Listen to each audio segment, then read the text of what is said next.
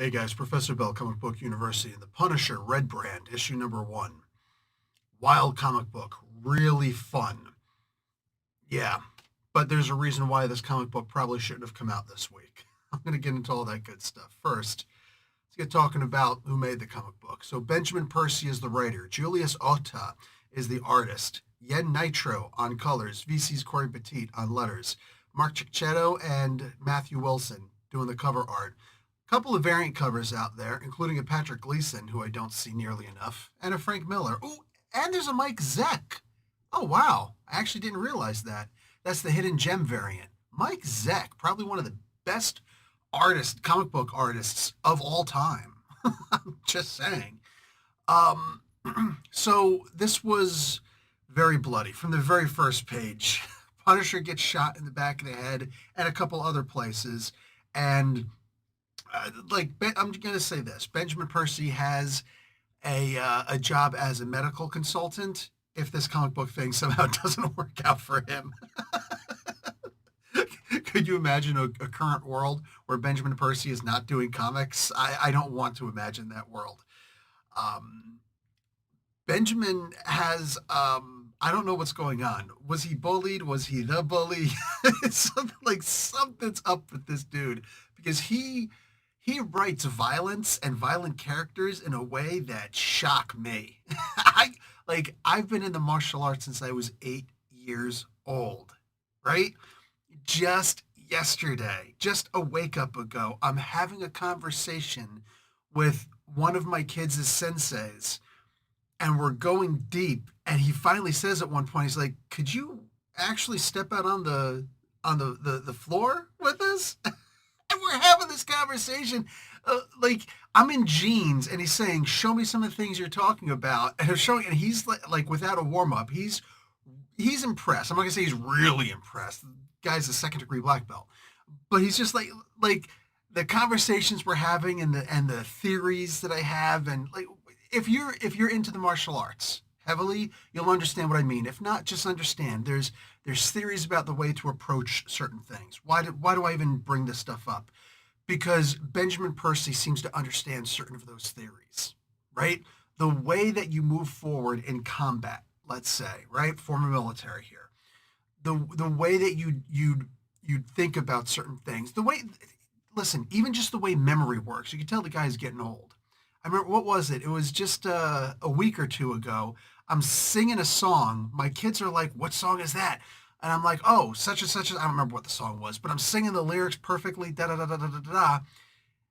And this was this was maybe 10 minutes after they'd asked me what did I have for breakfast, because they were like, "Do you want some breakfast?" Like, "No, I was up much earlier than you and I had something to eat." And they're like, "What did you have?" And I couldn't remember what I ate. But I can still remember all these lyrics when I was younger. So the idea that Punisher could remember all these different aspects of combat and which weapon is which and tactics and all these things, but he can't remember his name. No, very very realistic. Plus, realistically, Punisher isn't an egoist. So with all the things that are ingrained in his memory, his identity is probably not the most important aspect, but how to go about executing his namesake. That's what really drives him. Um, there are two main bad guys in this so far. Kingpin is one of them. He goes up to a priest at one point. He goes for a confession, but in a very strange manner. As a Catholic, I'm not offended by this at all. It's just, it is what it is, right? The priesthood is not, there's no such thing as a saint on earth. You have to actually be dead to be a saint, right? If you're a saint at all. Yeah, and the Catholic Church has one problem. They're filled with humans, which coincidentally enough is the same problem everybody has. So there is no divine for priests or anything like that. They're still humans. They can still screw up. They can still mess up and all sorts of things. And this particular priest, he effed up royally. And go figure, it's not the Punisher who goes to handle it. And it's odd. The only odd part of all this is that the Kingpin goes to handle this himself, and the idea that he can fit in a confessional booth. But hey, I'm just saying. At my church, it's actually a room. It's a big room, you know, and there's just a little partition there. And you can actually go and sit in front of the priest also. For those of you who aren't Catholic, you can go there and sit right in front of the priest too. It's not like first, the priest always knows who you are. Like if you regularly attend the parish, like they know who you are by your voice, and you know them by their voice. So it's not like it's a surprise, you know. So I'll just go and sit in front of the priest and be like, hey, Father, just have the conversation with him, but do all the sacrament stuff and everything, and it's it's a great way to get things off of your chest. You know what I'm saying? Fortunately, I don't go around murdering people, but then again, I also wouldn't have to tell you if I confessed it. Anyway, um, yeah, very fun book. The second main bad guy in this is Tombstone, and he is as brutal as you could possibly imagine. Guys, it's not just the idea that you've got, two different, kingpin level mafia guys, or excuse me, Magia, all right, let's be fair. It's not just the idea you've got these two different crime bosses and they're both doing the exact same things. No, very different mentalities, life choices, very different approach to both of these characters. And Percy gets that. He understands that these are two very different characters. Punisher's going to have to deal with both of them on their own grounds, right? In very different ways. Tombstone is extremely violent in this. Not to say that Kingpin isn't, but look at the way Kingpin goes about handling the councilwoman in this, and look at the way that Tombstone is handling the five people he's got in the meat locker. Yeah, if you got any questions if this is going to be a good comic book because you're reading or you're listening to this review and you're like, I don't know if I should spend my money in this book. Yes, you should. Yes, you absolutely should. The one thing I'm going to say is, why does it? Oh, and the surprise at the end of this. Don't ask me where this comic book is going to go from here, because I'm looking at this. I'm like, oh no, this did not just happen. Tell me this did not just happen, but here it goes. It did. When you get to the last page of this comic book, it is going to the difference between the first page and the last page. That's all I'm going to say. Just read the first and the last page.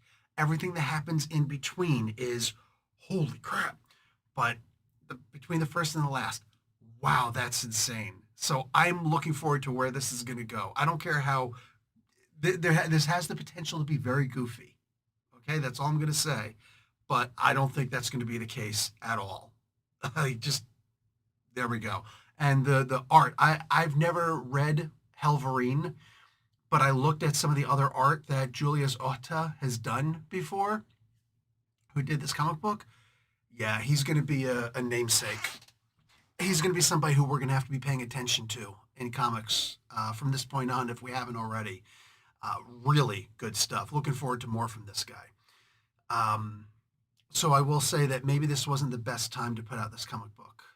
And regardless of how you feel, I really don't care. That's your business. But after the Charlie Kirk thing, maybe this comic book could have been delayed a week. That's all I'm going to suggest. Because anybody who saw that footage, look, having been in the military, I am far less desensitized than I would imagine most people, at the very least, should be. And seeing this much red band in this particular red band comic book, it was just one of those things where I felt at one point there was so much. I'm just like, yeah, I don't know that this was the right time to put this comic book out. I don't think it would have been a bad thing to push it back a lousy week. I really don't. And I think a lot of people would have seen it as being very respectful to do that. It's neither here nor there. That's not a decision that anybody on this, who actually worked directly on this comic book would have any say in, I would imagine. But yeah, it's something else. Something else. This was quite a comic. Anyway, guys, that's going to be it for me. Like the video, watch an ad. Professor Bill, Comic Book University. Class dismissed.